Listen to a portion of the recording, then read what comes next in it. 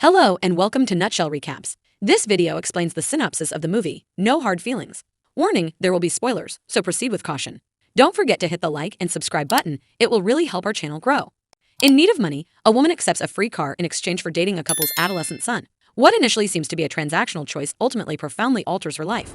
Gary parks his tow truck in a driveway near Montauk, New York. Maddie Barker rushes out of the home as he attaches the hook to the automobile to stop him from stealing her car. She once dated the man who claims that because she hasn't paid her house's property taxes, he is taking possession of her car as a means of asset seizure.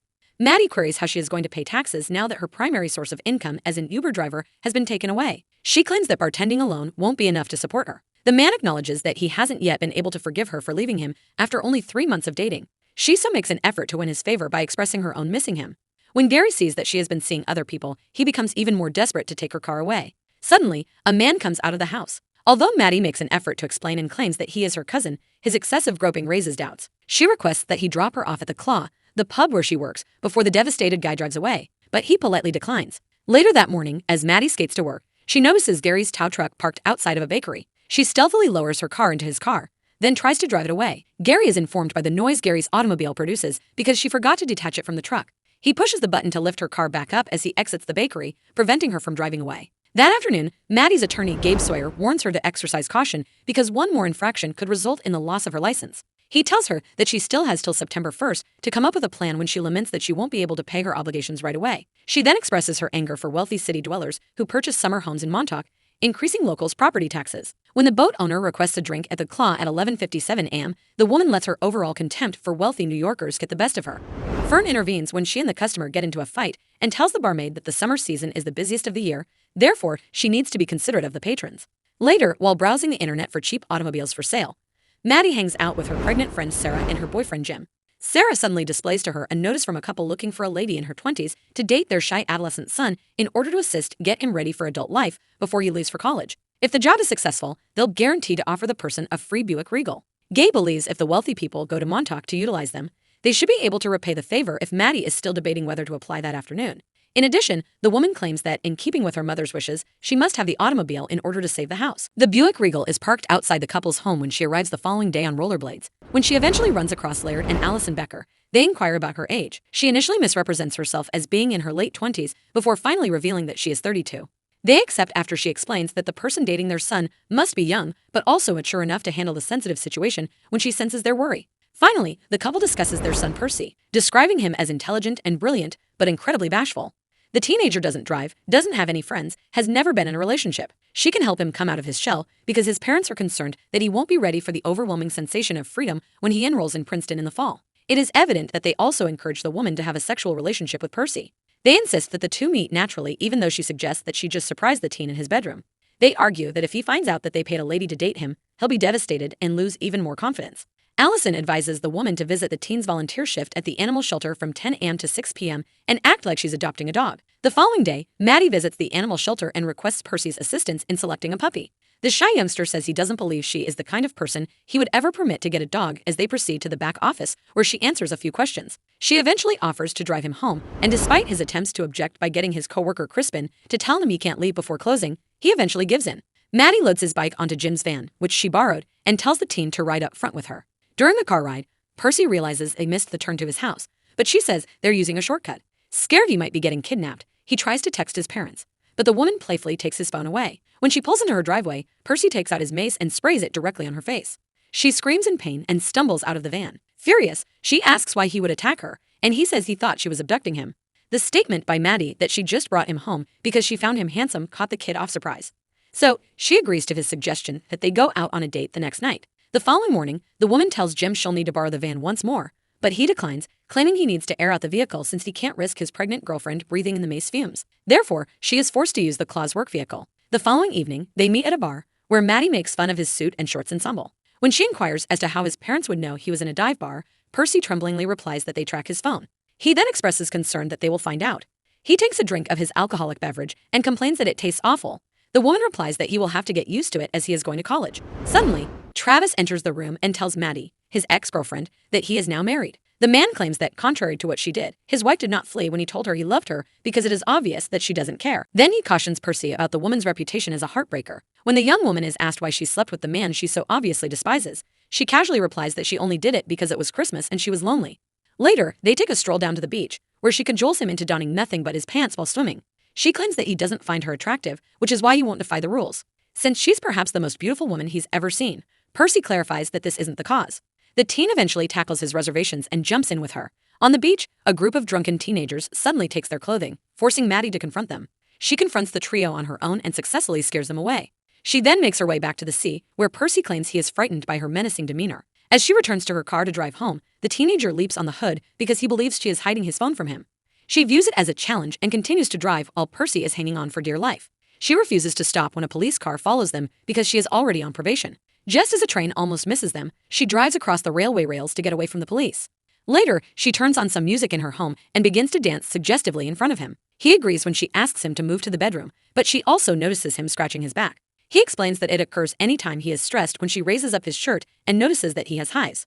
After applying rash treatment to his back, Maddie explains that she has always lived in the house and has only once, when she was 18, left the city. Her mother fell ill though, and she was forced to return home to care for her.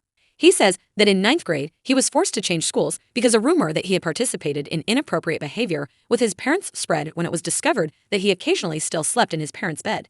He believes it might be the cause of why he spends so much time in his room.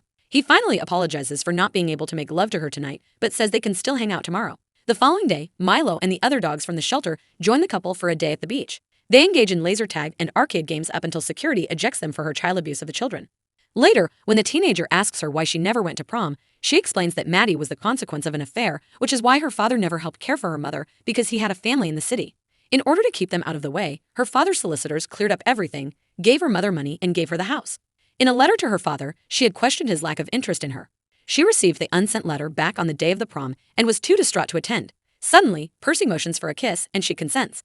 After the kiss, his former nanny Jody texts him asking them to meet at the lighthouse. The woman is shocked to discover that Jody is actually a male babysitter at the lighthouse. When the teenager goes to get a frisbee, the watchful nanny questions Maddie about dating Percy and offers his contacts in case she ever causes him harm. Later, Maddie's high school classmate Doug Kahn calls to see if he can help her sell her house.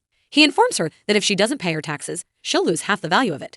Infuriated, the woman slams the door in his face after refusing. Since neither of them attended their respective proms in high school, Percy brings the woman to him that evening in a limousine so they may act as though they are going to one.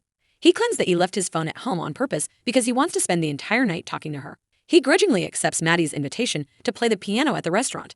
He sings and plays the piano wonderfully, which surprises her. Suddenly, Natalie, a friend from childhood, who has just informed him that she is also attending Princeton, stops over to congratulate Percy on his performance. When Maddie notices that the two teenagers have a lot in common and that the buddy continues alluding to Natalie's age in passing, the woman rejects Natalie at once. The buddy tells Percy about a house party that will take place later before returning to her table. Later, the woman expresses surprise that he can perform in front of a large audience yet not drive a car. He claims that he intends to earn his license, since it will be simpler to drive on the weekends from the university to Montauk. She states she doesn't do long-distance relationships when she realizes the teen is discussing how they'll make their relationship work while he's in college. She just wants to enjoy tonight since, perplexed, he claims he doesn't know what she wants from him. He leaves the restaurant hurt, and Maddie follows him to the car. The woman realizes he directed the driver to take them to the party Natalie had described earlier when she detects his icy demeanor during the ride. Later, Maddie comes home to look for the teenager. The people there give her odd looks and say that she is too elderly to be there. When she asks some people if they have seen Percy, they respond that he is in a room with Natalie. She rapidly explores every room since she knows that if the teen sleeps with anyone else before her, she might not receive the automobile. She hears noise coming from the other side of the last door, so she kicks it in to unlock the knob. The teenagers are on the bed inside, but Natalie insists that nothing inappropriate happened. Then, when Maddie notes that Percy is confused, he claims to have taken something some time ago. She drags him to the loo to make him vomit out of fear that he may have consumed something unlawful. She is relieved when he then says that he just took an over-the-counter painkiller.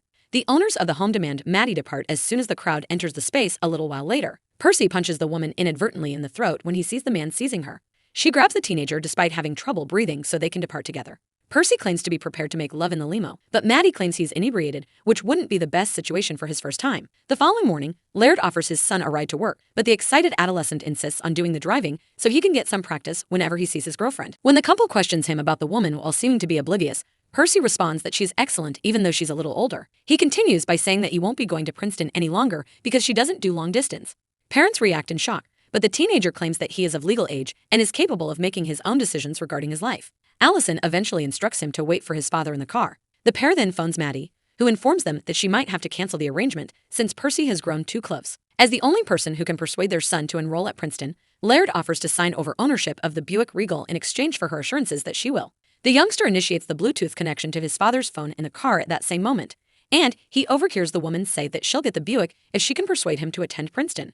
Percy lies in bed and looks up, devastated and sorrowful. Later that day, while his parents are present, he invites Maddie over to the house with the intention of putting them all in an awkward situation because they are unaware that he already knows what they did. He leaves after completely humiliating the woman in front of Allison and Laird after getting a text.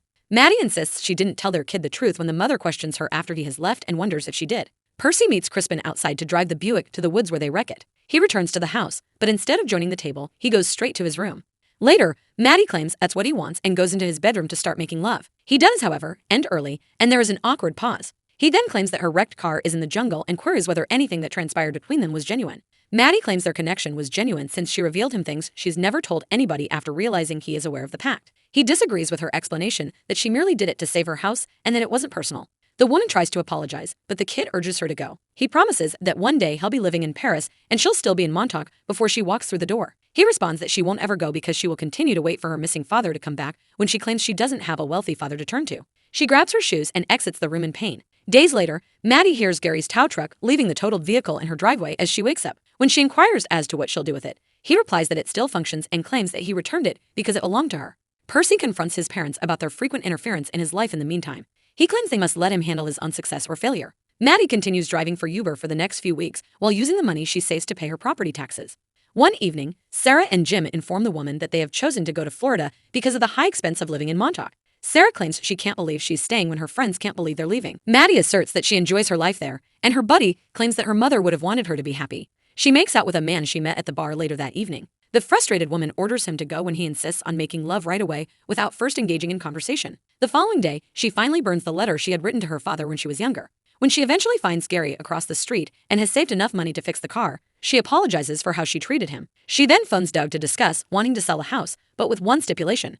A few days later, Allison informs Maddie that Percy is at a Princeton mixer, so she goes there to look for him. The teen apologizes and claims their friendship was genuine, but that she injured others rather than addressing her own issues because the teen won't talk to her. She jumps on the hood of his car and he drives towards the shore after he still won't talk to her. The woman's clothing catches fire when the man steps on an ember from a bonfire. He eventually finds himself in the water, where he assists Maddie in returning to land.